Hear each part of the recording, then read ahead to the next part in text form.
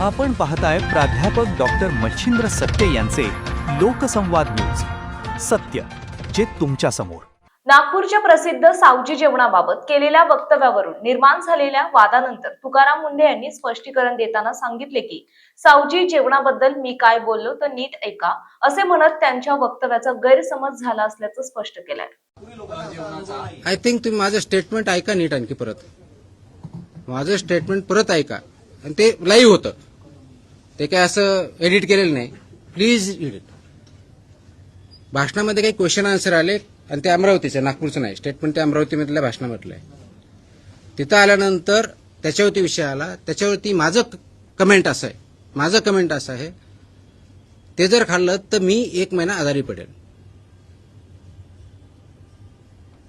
हे दुसऱ्याने पडतील असं म्हटलेलं नाही. कुणी खा किंवा खाऊ नका हेही म्हटलेलं नाहीये. मी एवढंच म्हटलंय की मी जर खाल्लं तर पडेल. याचा बॅकग्राऊंडही सांगतो. असं तुम्हाला कसं वाटलं असं तुम्ही म्हणा, तुम्ही खाल्लं का. 2008-9ला मी जिल्हा परिषद नागपूरला सीईओ होतो. त्यावेळेस माझ्या एक मित्राने मला ओढून नेलं होतं खाण्यासाठी. ओके, मी बघितल्यानंतरच मला अगदी एवढं लाल वाटलं की म्हणलं मी नाही खाऊ शकणार. नाही म्हणजे एकदम टेस्ट दिसतं लाल आहे पण तेवढं तिखट नाही असं मला मित्राने सांगितलं. मग मी त्याचा एक घास खाल्ला आणि उठून आलो. मला ते तिकीट वाटलं, तेलकट वाटलं. याचा अर्थ त्याच्यात मी कोणतंही ते अयोग्य खाऊ नये हे नाही.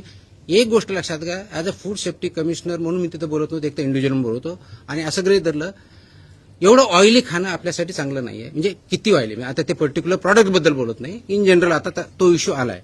किंवा तेवढं स्पायसी हे आपल्या हेल्थसाठी चांगलं नाही. हेल्दी फूड, बऱ्याच वेळेस तुम्ही माझ्या प्रश्नामध्ये विचारलं अवेअरनेस क्रिएट होणं, हे पण हा एक भाग आहे. तर याच्याबद्दल मी कोणतीही टिप्पणी अशी केली नाही की त्याच्यामुळे कोणता समाज किंवा कुणी त्याच्यामध्ये हर्ट व्हावं. त्याच्यामुळे असं जर कुणी गैरसमज करून घेत असेल ते माझं त्यांनी स्टेटमेंट जे बोललेलं ते परत ऐकावं व्यवस्थितपणे.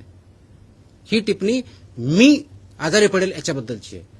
दुसरं कुणी पडेल, दुसरी कुणी खाऊ याच्याबद्दल माझी काही टिप्पणी नाही आहे त्याच्यामध्ये.